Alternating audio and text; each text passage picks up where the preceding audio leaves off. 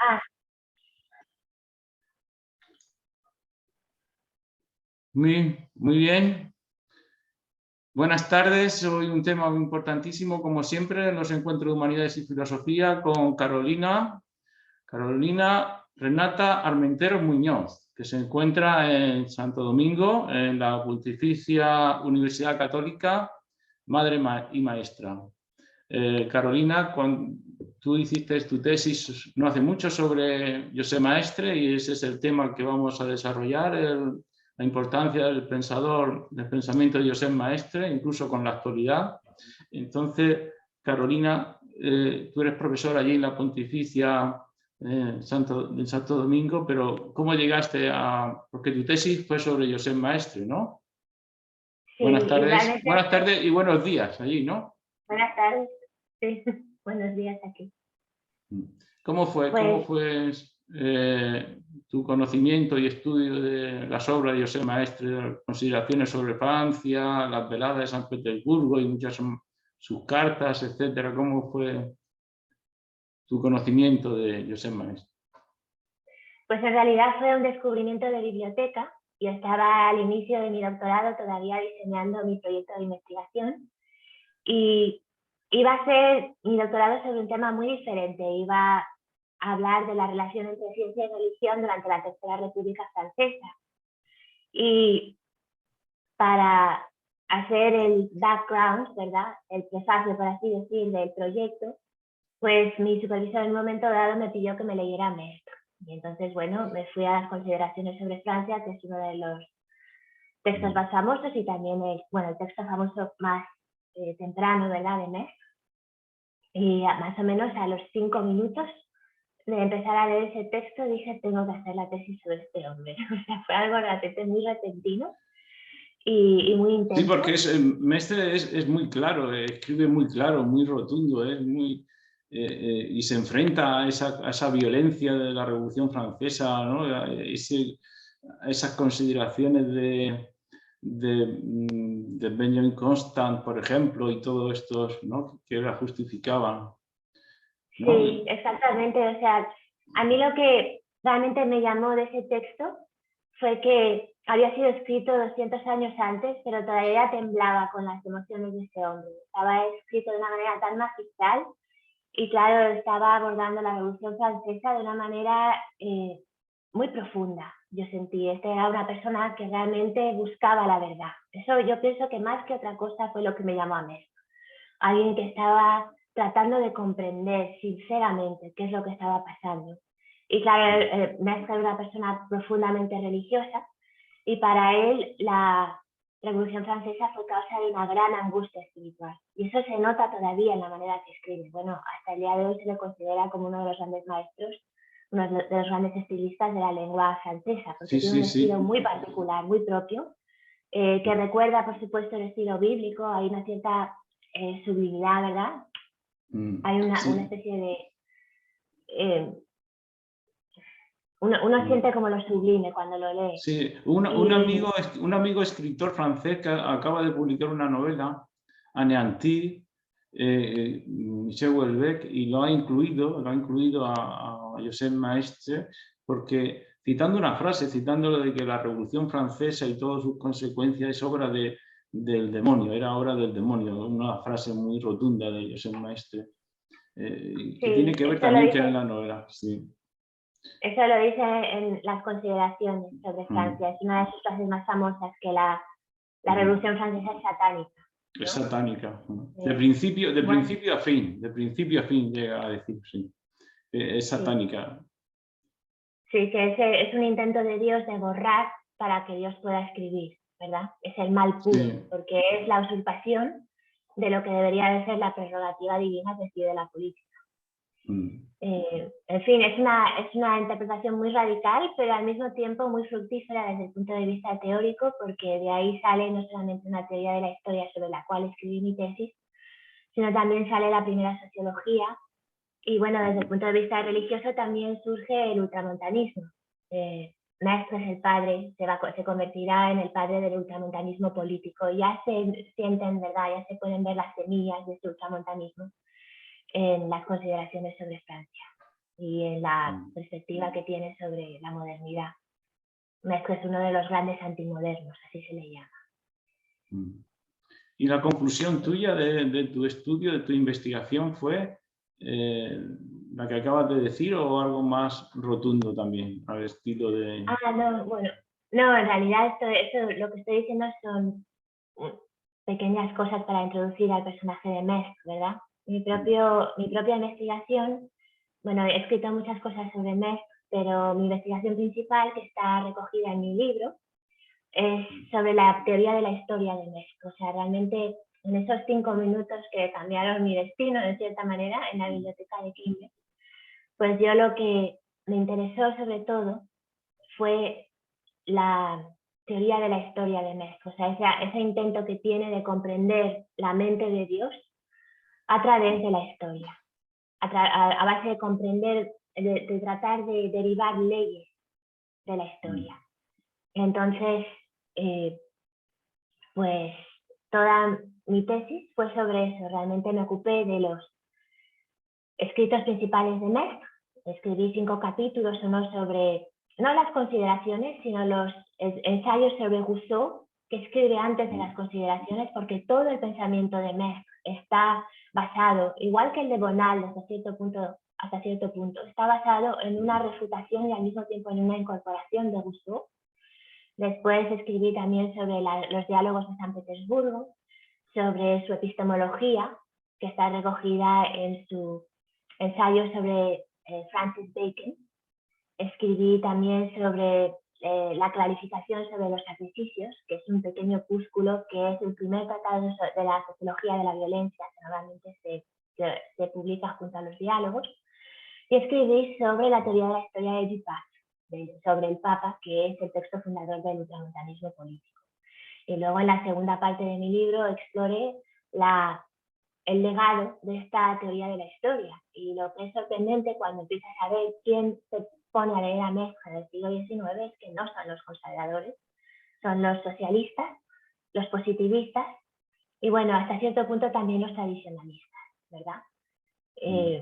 Y Mestre sabía que los que se iban realmente a interesar en su trabajo iban a ser las izquierdas, ¿verdad? Y se lo dice a su hija al final de su vida, cuando le habla de Dupas, le dice: mi libro solamente hará daño, mon livre ne fera que du mal, porque sabe que él ha incorporado la manera revolucionaria, moderna de pensar, está defendiendo la tradición, está defendiendo la religión desde el punto de vista racional, utilitario, y él sabe que de cierta manera pues ese intento en sí pues está disolviendo las mismas cosas que él está tratando de defender. Porque él se basa en su visión de la historia, es la providencia, ¿no? Y entonces hay como un determinismo en la historia, corrígeme si me equivoco, entonces claro, es aprovechado por el mismo Hegel, por el mismo Marx luego, y llega hasta ahora, ¿no?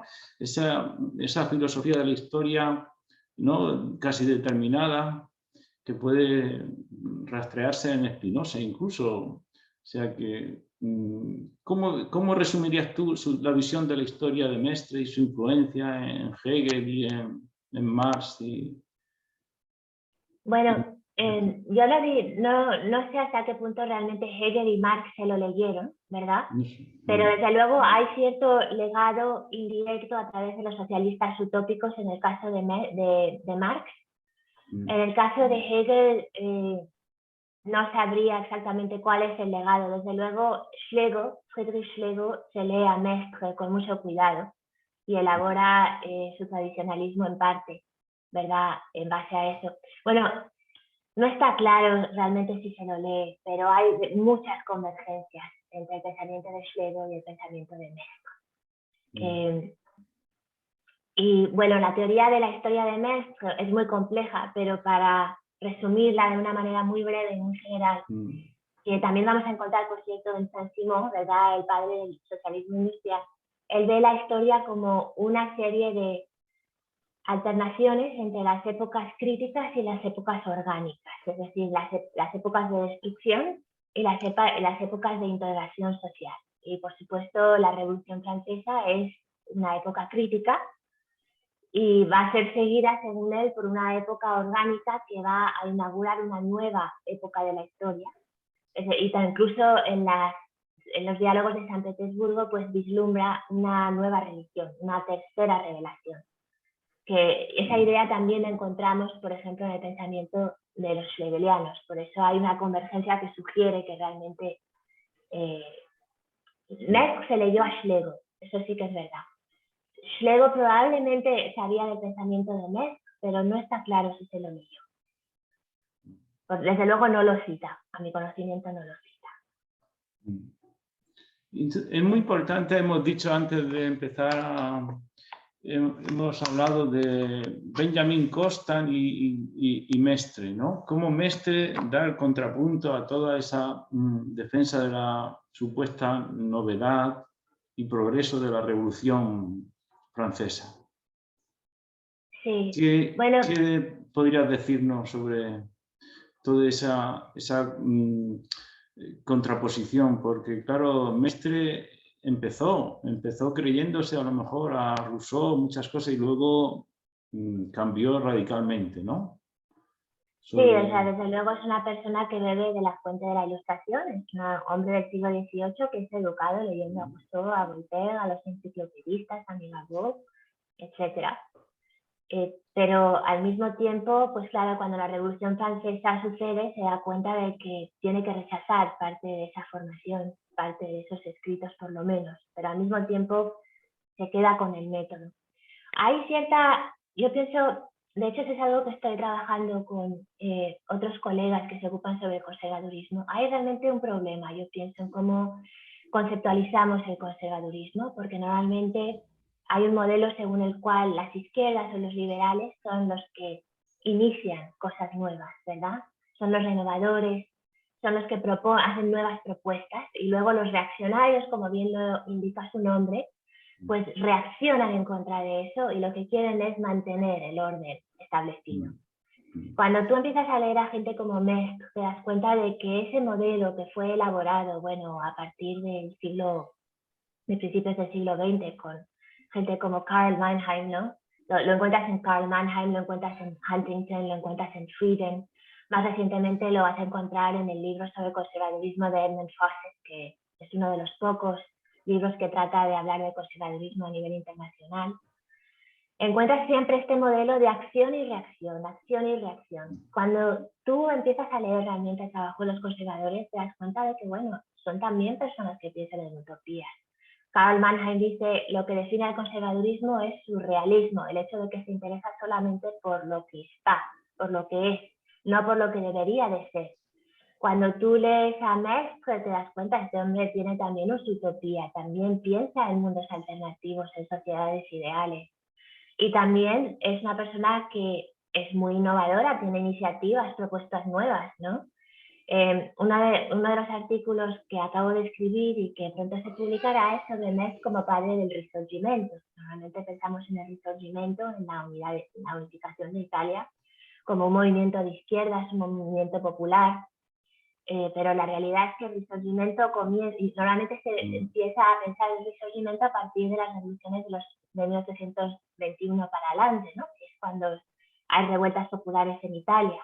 Pero si tú empiezas a ver los orígenes diplomáticos del Risorgimento, pues puedes remontarte realmente a la llegada de San Petersburgo de Mesk y sus conversaciones con Adam Czartoryski, que era el ministro de Asuntos Exteriores ruso en ese momento. Y Adam Czartoryski, que estaba bajo la influencia de su antiguo preceptor, Scipione Piattoli, que era un hombre, bueno, se le consideraba un radical de izquierdas en esa época. A Piattoli los austríacos lo tuvieron en la cárcel durante 7 años por sus ideas, ¿no?, políticas. Pues Czartoryski, Piattoli y Mesk colaboran en realmente crear esta idea de un Estado italiano unificado que le va a cerrar las puertas de Italia tanto a Francia como a Austria, que va a garantizar la paz y la independencia de la península italiana y que va a regirse con una monarquía constitucional, que luego es exactamente lo que sucede bajo la Casa de Saboya, que es la casa a la que está sirviendo Mesk cuando llega como ministro plenipotenciario del rey de Cerdeña a San Petersburgo, ¿no? Entonces, bueno, ahí ese Mesk, ese diplomático, es un conservador o es un liberal, es una persona que no quiere el imperialismo. Desde luego eso es algo que tampoco se sabe mucho de los conservadores. Maersk hubiera estado totalmente en contra de la guerra que se está dando ahora en Ucrania, porque está en contra del imperialismo. Él piensa que cada nación debe poder vivir en paz y que la infelicidad más grande para una nación es ser dominada por otra. Eso lo sabía él como saboyano, porque en su juventud Saboya, por supuesto, estaba dominada por Piamonte, ¿no? Sí, pero en las veladas de San Petersburgo habla de la idiosincrasia del pueblo ruso, de cómo es el pueblo ruso, tiene un deseo muy apasionado que se puede liberar de toda imposición, de toda cárcel, y que es capaz de toda proeza, ¿no? Habla de eso. Pero... Sí, bueno, claro. Tienes que recordar que los diálogos de San Petersburgo están escritos en un momento dado en que Rusia ha salvado de cierta manera a Europa, es decir, ha salvado a Europa de la dominación napoleónica. Obviamente, como un servidor de las antiguas monarquías, pues Maersk veía con muy mal ojo a Napoleón. Aparte de que lo veía pues como la causa de la muerte de millones de europeos, ¿no? Y como te digo, era antiimperialista. Entonces, en ese momento, pues, a pesar de que en los diálogos de San Petersburgo la visión de Rusia es bastante positiva, ¿no? Los rusos son muy apasionados, tienen deseos fuertísimos. Esos deseos no tienen trabas, nadie los puede... no hay manera de impedir su realización, ¿verdad? Esa es una visión típica que tiene de Rusia. Pero luego, perdona, luego en la Segunda Guerra Mundial, de nuevo Rusia demuestra contra Hitler que para Hitler y detiene, ¿no? Como un catejo, como diría Carl Schmitt, como un catejo detiene al nazismo. Y ahora de nuevo Putin alega que ese catejo contra el nazismo en Ucrania, ¿no? Como, ¿tú no crees que Mestre vería esa relación así de catejo, de tener esa visión protestante que viene de la Revolución Francesa, pasada luego por el nazismo y ahora por esta visión de la OTAN, ¿no? Que quiere acabar con el ortodoxo, ¿no? Como la fe ortodoxa rusa, por ejemplo? Pues ya sé que Mestre tenía sus críticas, ¿no? A la Iglesia ortodoxa, ¿no? Pero ¿no crees tú que habría ahí en Mestre un apoyo a esa defensa contra el europeísmo y toda esta ideología que destruyen la familia o la disuelven y destruyen la fe verdadera, católica? Bueno, yo en mi trabajo lo que demuestro es que Maersk es un gran europeísta, en el sentido de que es un nostálgico de la Edad Media, obviamente, y de el papel unificador que la Iglesia había jugado en la Edad Media como integradora de Europa, ¿no? Y ese tema también lo vas a encontrar otra vez en San Simón. En ese sentido, Maersk es muy europeísta, él cree en... Pero es muy europeísta, pero muy antiprotestante, ¿no? Todo lo que supone el protestante. ¿Y por qué? ¿Por qué es tan antiprotestante? Pues porque para él el protestantismo simboliza el principio de la negación, es decir, el principio de la destrucción, de la disolución social, el principio de la Revolución Francesa. El principio satánico que niega, ¿no? Como decía Goethe, que niega, ¿no? Que el espíritu que siempre niega, ¿no? Sí, exactamente. O sea, lo que le molesta en el protestantismo, igual que en la revolución, es que destruyen sin saber lo que van a construir. O sea, bueno, eso es una actitud conservadora, yo pienso, bastante típica, ¿no? La idea de que, bueno, no es que no puedas destruir algo, lo puedes destruir, pero si vas a destruir algo tienes que tener una idea muy buena de qué es lo que vas a poner en su sitio y tienes que estar seguro de que lo que vas a poner en su sitio es mejor que lo que hay, ¿verdad? Y entonces, para él, el protestantismo es como una no religión, o sea, lo ve casi como una excepción entre las religiones en el sentido de que no tiene un principio espiritual, no tiene un principio de construcción, no es una religio, es decir, una religio, eso viene, ya sabes, del latín, es decir, volver a atar, eso es lo que quiere decir la palabra religión. Mientras que el protestantismo parece como una especie de excepción a esa regla, porque lo único que sabe hacer es disolver. Esa es la visión mesiana del protestantismo, que es una visión muy radical, extremadamente crítica, y que él ve como el principio de todas las ideas que van a llevar a la Revolución Francesa. Para él la Revolución Francesa no es otra cosa sino la culminación del protestantismo. Y lo que él critica en la Iglesia Ortodoxa es lo que critica también en Rusia en general, es decir, un gobierno autocrático, totalmente absolutista, que tiene incluso a la Iglesia sometida, ¿no? Porque lo que Mestre admira en la Edad Media es lo mismo que Montesquieu, de hecho, admira, aunque normalmente cuando se habla de Montesquieu no se menciona esa actitud de Montesquieu, pero sabes que para Montesquieu hay varios frenos a la autoridad política. Entonces, normalmente se habla de la nobleza o de la aristocracia como uno de los frenos de la soberanía real, ¿verdad? Según Montesquieu, y eso, por supuesto, es un tema muy central en la filosofía de Montesquieu, pero también está ahí la Iglesia. La Iglesia también es un freno al poder ilimitado de los reyes. Y entonces, Mestre, realmente todo el ultramontanismo político que va a desarrollar va a estar basado en esa idea de Montesquieu de que la Iglesia debe de ser un freno al poder soberano. Y lo que le molesta de Rusia es que la Iglesia está totalmente sometida al zar. Entonces ve una Iglesia que él la describe como una Iglesia esclava, una Iglesia que no puede desarrollarse a su pleno potencial por causa del estado de servidumbre en el que se encuentra. Por eso insiste mucho también Mestre en el poder absoluto, el poder absoluto, en cómo el poder se convierte siempre en absoluto. ¿no? Viendo esa visión realista del poder, ¿no? Como un absolutismo, aunque no lo comparta, ¿no? Que siempre defienda al papado, a la iglesia, ¿no? Pero ve ese poder que siempre es absoluto, aunque parezca que hay división, pero siempre al final hay una minoría o una persona que es el que decide, ¿no? En ese sentido se parece a Carl Schmitt. De hecho, Carl Schmitt, por ejemplo, hace poco lo menciona, se han publicado este glosario, ¿no? De Carl Schmitt, lo menciona varias veces a Mestre. Ok, sí, pues entonces, mira, ahí esa es una de las cosas que yo he argumentado en mi trabajo y creo que lo he demostrado ya con bastante exhaustividad. A lo largo de los años siempre se ha hablado de Mestre como un absolutista.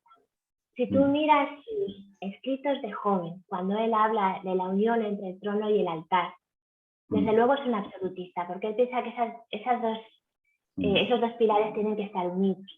Para cuando llegamos a Dupas, al libro sobre el Papa, que al final es su vida, estamos ante un Mestre que ya no razona como un absolutista. La confusión normalmente radica en el hecho de que ese libro tiene una frase muy famosa en la que habla, como tú dices, de la soberanía como un principio absoluto. Pero el hecho de que la soberanía sea un principio absoluto no quiere decir que para él el gobierno ideal sea el absoluto. Precisamente lo que él critica en el protestantismo es que ha dado nacimiento al Estado absoluto moderno, ¿verdad? Entonces, lo que él trata de hacer en Dupas es devolverle a la modernidad lo que ha perdido con el protestantismo, es decir, un gobierno constitucional no con una constitución escrita, con una constitución no escrita, pero en la cual el poder político esté limitado por el poder religioso. Que bueno, desde una perspectiva del siglo XXI eso te puede parecer pues una especie de absolutismo enmascarado o incluso absolutismo desaforado, pero para Mestre, si tú lo ves desde la perspectiva de Mestre como un hombre del siglo XVIII y un lector de Montesquieu, una persona que se ha formado como magistrado, como jurista, leyendo a Montesquieu, lo que él te está proponiendo ahí es una sociedad política libre. Y precisamente la razón por la cual él es europeísta es porque también siguiendo a Montesquieu dice, si tú comparas a Europa con Oriente, lo que te vas a dar cuenta es que en Europa hay lo que no hay en ninguna otra parte del mundo, que es una tradición política de la libertad. Y esa libertad nace para Mestre del cristianismo y del freno que ese cristianismo le pone a la autoridad temporal. Y entonces ese es el gran fallo del protestantismo. Es por eso que el protestantismo en política lleva a la tiranía de la Revolución Francesa, una tiranía que para Mestre nunca jamás se haya visto en la historia, ¿verdad? Y porque el protestantismo también, las iglesias protestantes también son iglesias que están sometidas al poder temporal, igual que la iglesia ortodoxa. No tienen independencia, no pueden excomulgar al rey como hacía el Papa en la Edad Media. Entonces, por causa de esa sumisión que podemos rastrear hasta Lutero, tenemos una situación en la que el poder no tiene límites. El estado temporal de repente es absoluto. Y bueno, si tú miras la historia, realmente eso es lo que pasa. Tenemos que salir de la Edad Media. Y eso a pesar de la Declaración de Derechos Humanos y del ciudadano, porque claro, hacen declaraciones de derechos humanos y ciudadanos, pero luego no las cumplen y se convierten en totalitarismo. ¿No es así?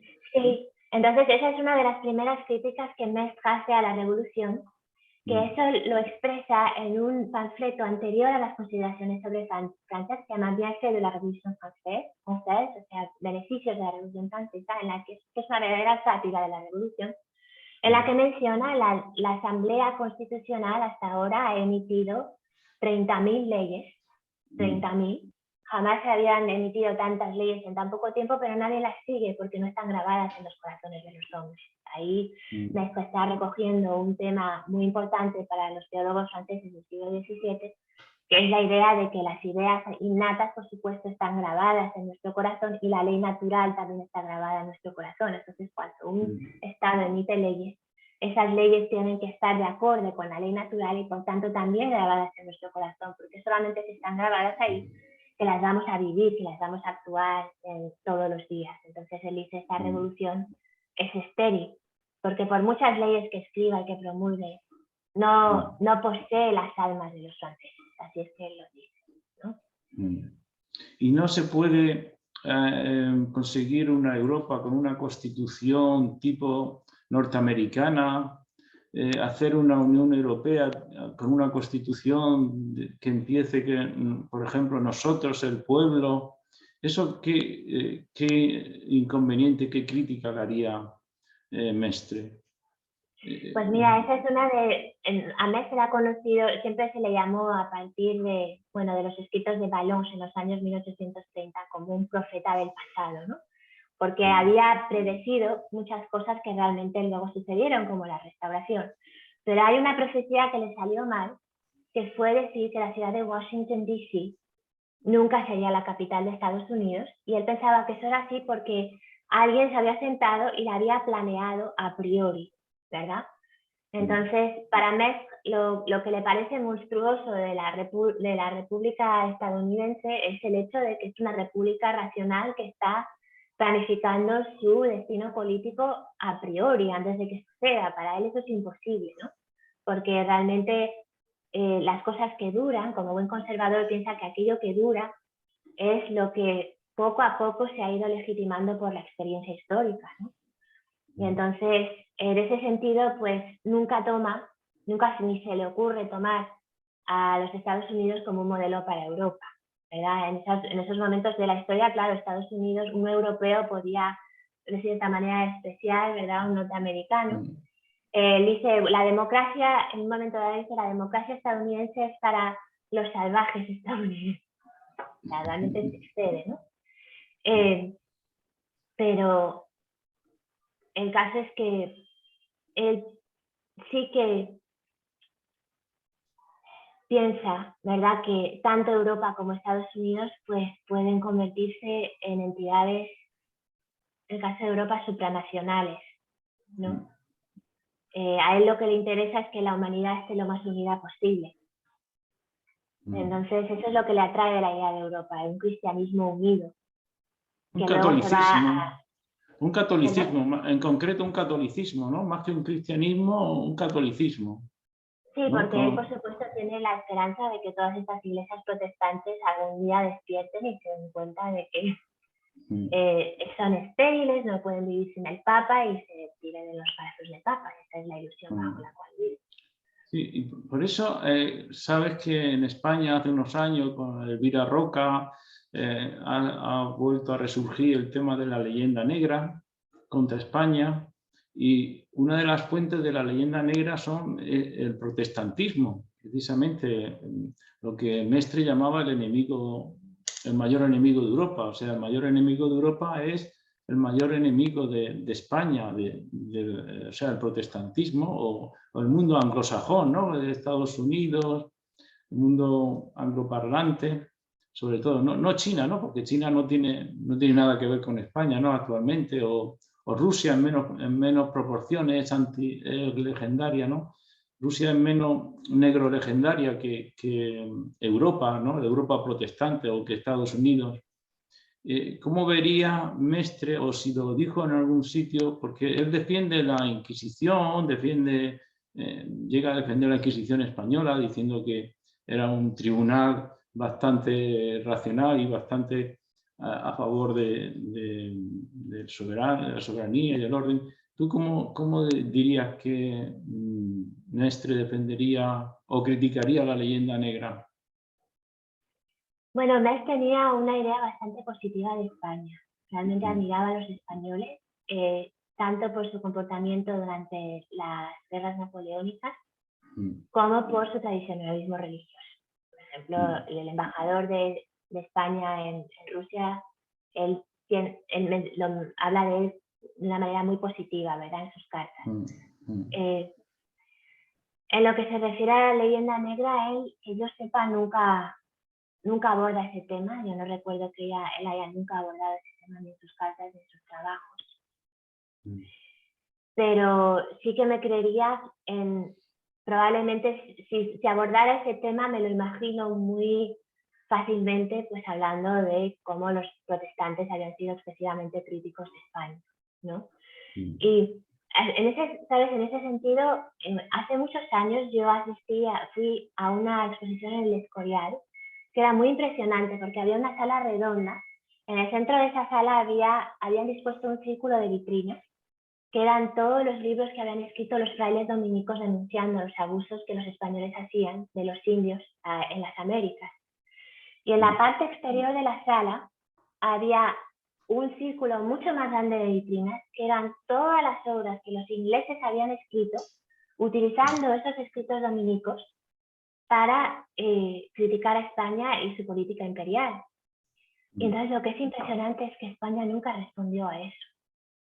Nunca se rebajó a responder a eso. Yo pienso que la cultura, los franceses del siglo XVII acusan a España de tener una ética aristocrática. Dicen, no son suficientemente burgueses, no les interesa suficientemente el comercio. Y eso lo dice la de Saint-Pierre, por ejemplo. Yo pienso que hay cierta verdad en esta visión de España, de que en esa época sobre todo tenía una ética aristocrática, de que yo no me voy a rebajar. Cuando me critican así, esas críticas ni siquiera merecen mi atención. Entonces España parece que nunca armó, ¿verdad?, una máquina propagandística que pudiera hacerle frente a la máquina de Isabel I de Inglaterra. Y en ese sentido, pues Mestre probablemente hubiera enfatizado el hecho de que los protestantes, como siempre, lo único que saben hacer es criticar y se exceden en su crítica, etc. Me lo imagino haciendo esos comentarios si alguien le hubiera preguntado sobre la ley. Sí, pero él hubiera hecho caso de los comentarios críticos de los propios religiosos españoles. Me refiero a famosos, ¿no?, religiosos españoles que critican, ¿no?, el trato a los indios. ¿Él cómo hubiera actuado ahí? Sí, bueno, tienes que recordar que es un jurista. Es una persona que está plenamente consciente de toda la teoría de los derechos humanos elaborada por la Escuela de Salamanca, ¿verdad? A pesar de que no es un hispanófono, pues lee el español, pero tampoco es una persona que se haya criado en una cultura hispanófona, o sea que la Escuela de Salamanca va a tener una importancia limitada para él. Pero sí que tú ves en su vida como magistrado, por ejemplo, cómo trató siempre de defender los derechos de las personas más desprovistas. De hecho, empezó su carrera de abogado en la oficina del abogado de Chambéry, que se ocupaba de los pobres, de las personas más pobres, ¿no? Entonces siempre tuvo, para empezar, era un antiimperialista, o sea que como él siempre pensó que, bueno, el imperialismo era algo malo. Por otro lado, adhiere, ¿verdad?, a esta idea de que en las Américas lo que hay, bueno, en el caso de ciertos indios, no sé cómo hubiera dicho, cómo hubiera hablado de los aztecas, por ejemplo, que era una civilización muy sofisticada, o de los incas, pero en el caso de los indígenas de Norteamérica, pues habla de ellos como salvajes, ¿no?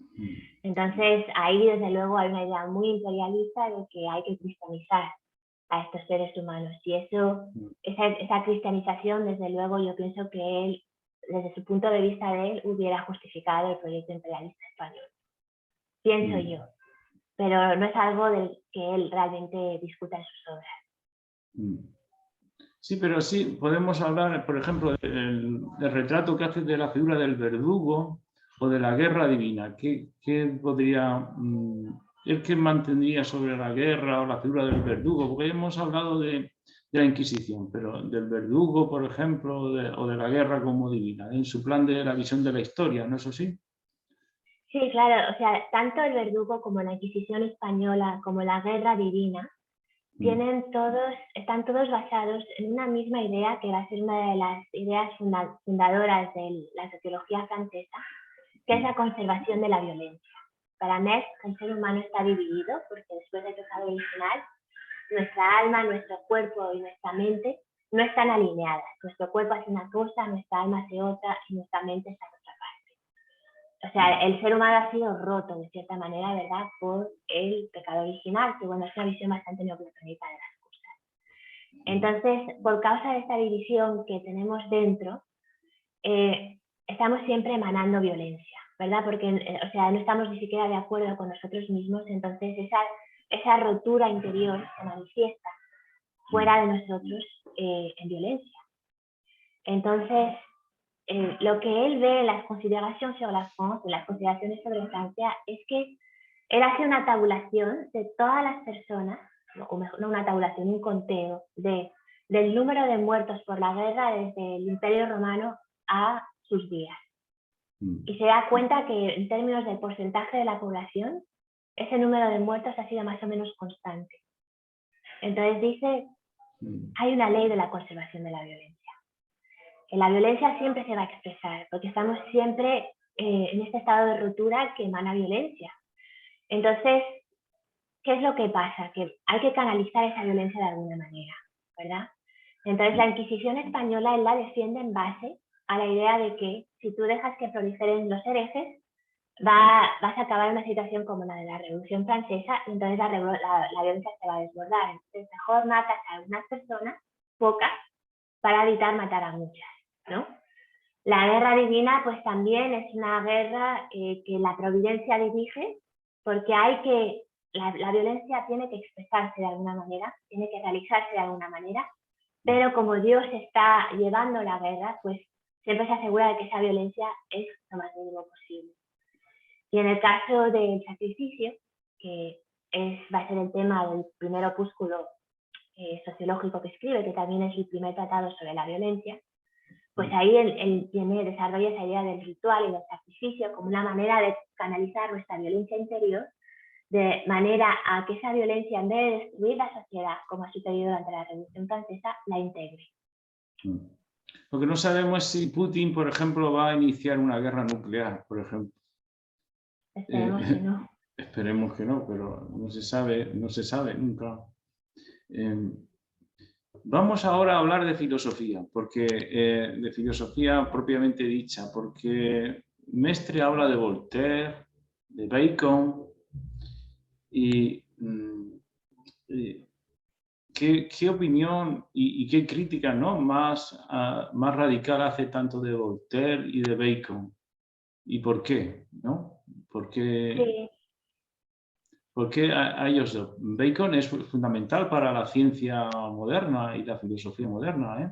Y Voltaire también, para toda la crítica y periodística, ¿no? Y, dio la clave de los dos fundadores de lo que ahora llamamos pensamiento moderno en los medios de comunicación y de la ciencia, ¿no? ¿No es así? Pues arremete Sí, contra ellos, ¿no? Arremete contra ellos de forma radical. sí, sí, absolutamente. En el caso de Voltaire, la razón es sencillamente que Voltaire, su gran lema siempre fue Cadre l'infâme, la placer a la infamia, es decir, a la Iglesia Católica. Mm. Y en Metz vemos esa especie de odio y de desprecio de Voltaire, pero por otro lado una admiración, porque Voltaire ha sido tan efectivo porque ha escrito bien y sobre todo ha escrito con ironía. Entonces, los primeros escritos políticos de Metz, porque Metz empieza a escribir solamente en respuesta a la revolución, nunca escribe, bueno, escribe muy poco, poquísimo antes.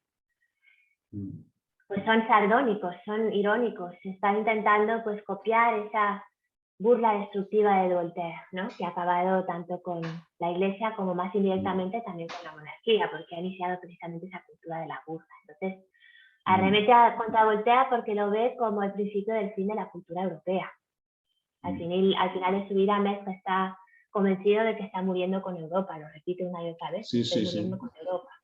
Y me estoy muriendo con Europa, ¿por qué? Porque la Iglesia Católica está tan dañada por los ataques filosóficos que, bueno, no se sabe cuánto tiempo va a durar. Por eso en los diálogos de San Petersburgo él visualiza la venida de una tercera religión, ¿no? Porque ya de cierta manera, él nunca lo dice explícitamente, pero ha perdido la esperanza de que el cristianismo nunca vuelva jamás a ser lo que había sido. Lo ve como una religión, tácitamente lo ve como una religión que muere.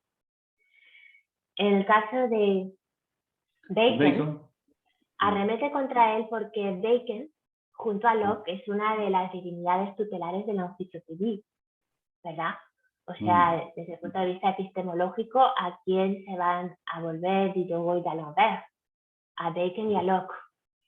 Entonces, por esa razón, pues piensa que tiene que destruir, ¿verdad?, la epistemología de Bacon, porque es una epistemología que ya no depende de las ideas innatas, de la idea de que Dios ha grabado una ley natural en nuestros corazones, ¿verdad? Y luego también es una epistemología que deja de lado, que ya no se ocupa, igual que habían hecho los antiguos y los medievales, en insertar al ser humano en la naturaleza. Para Metz, o sea, Metz tiene realmente un problema con esta visión moderna del ser humano como separado de la naturaleza. Es lo que dice, el mejor instrumento de conocimiento que Dios nos ha dado es nosotros mismos. O sea, este cuerpo humano es la cúspide de la creación. No hay nada que pueda comprender la creación mejor que nuestro cuerpo, nuestra mente. Entonces, lo que le molesta de Bacon es que él ha desarrollado un método que va a ser un intermediario entre nosotros y la naturaleza para comprender la naturaleza. Entonces, para él eso es pues una artificialidad, es otro síntoma patológico casi de la modernidad, otra manera de separarnos de la creación de Dios y por tanto de Dios. Sí, parece ser que Bacon utiliza el paradigma de la construcción, ¿no? Porque la construcción es lo que realmente es lo científico y lo verdadero, la construcción que hace el hombre, el científico, ¿no? Quizás por influencia de Vico, del italiano Vico, ¿no? Que, es una construcción y esa construcción, lo más exacta, es lo que quería la verdad y la ciencia y la naturaleza como algo útil, como los reservatorios del barco, ¿no? Que hay que utilizarlo, la naturaleza al servicio de la sociedad. En ese sentido, Mestre sería más ecologista, ¿no?, que todo lo científico, defensa de la naturaleza, ¿no? Y en contra de esa visión cientificista, ¿no?, como nueva religión, que sustituye a la religión católica, ¿no? Sí, exactamente. En ese sentido, Mestre insiste, es muy antiguo y muy medieval. Ya sabes que la política antigua y la política, para los griegos, la polis está insertada en un orden divino y natural. Para los medievales, para Santo Tomás de Aquino, bueno, está insertado en todo un orden cósmico. Entonces, Mestre tiene esa visión también. Lo que quiere es que la política esté lo más minimizada posible.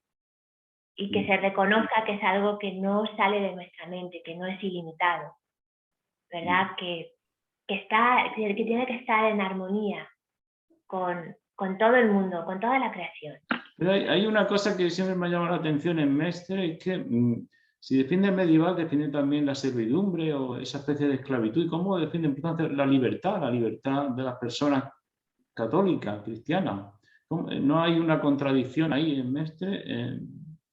Defensa de servidumbre, la la servidumbre servidumbre medieval, en la época medieval había servidumbre o en la época... ¿No hay una contradicción con la libertad cristiana católica en eso? No, porque tienes que comprender la visión de la libertad que tiene Mestre. La visión de la libertad que tiene Mestre es la que tenemos ahora, que yo hago lo que quiero, cuando quiero, como quiero. Y eso no es. No es la libertad para Mestre. Para Mestre, la libertad es poder hacer lo que es necesario con devoción. Entonces, lo que le llama a él, eso no es algo que describe, pero es una ética que se puede intuir, sobre todo en sus cartas, en su correspondencia, la manera que él se defiende a su rey y sirve a su rey de una manera incondicional, incluso cuando su rey lo rechaza y lo humilla repetidamente, porque eso sucede durante décadas.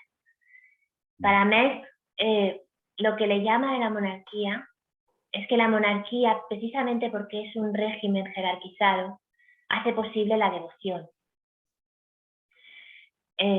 Porque tienes que estar siempre devoto al que está por encima de ti. Y entonces esa devoción te libera interiormente.